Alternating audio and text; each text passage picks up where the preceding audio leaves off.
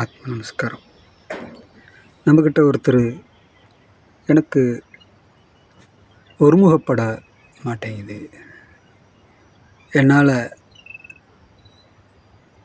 தவத்தில் ஒருமுகமாக உட்காந்து பண்ண முடியலை அப்படின்னு சொல்லி கேட்டார். அதை இந்த உலகியல்லையே நீ கற்றுக்கிறலாம்ப்பா. ஒரு காடு நமக்கு கற்றுத்தராது, ஆனால் இந்த உலகம் நம்மளுக்கு எல்லாவற்றையும் கற்றுக் கொடுக்கும். நீ ரயில் பயணம் பண்ணியிருக்கியா?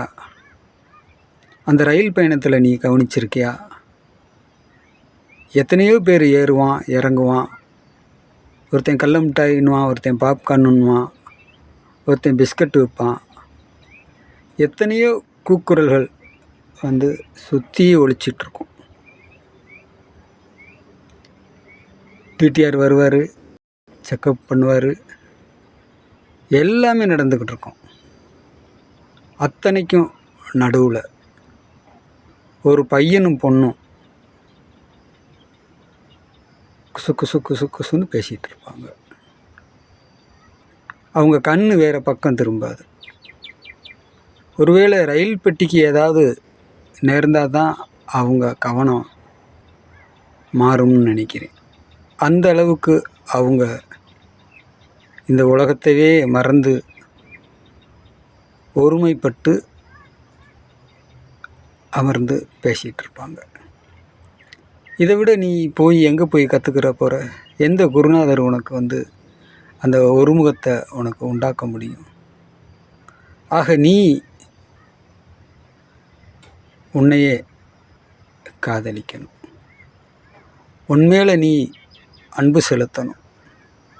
நீ எதை பிடிக்கணும்னு நினைக்கிறையோ அதுவாக மாறி நிற்கணும். அதற்கான சந்தர்ப்பங்களையும் சூழ்நிலையும் உன்னைய சுற்றி நீ ஏற்படுத்திக்கிறணும்.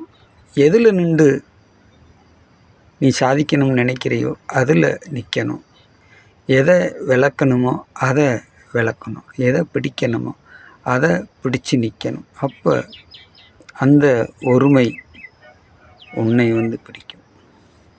உன்னால் ஒருமையை பிடிக்க முடியாது. அதற்கான முயற்சியை நீ செய்யும்போது அந்த ஒருமை உன்னைய பிடிக்கும்போது நீயாக மாறி தன்னிலை மறந்தவனாக மாறி அந்த ஒருமுக பார்வை உனக்குள் உற்பத்தியாகும். ஆத்மனோ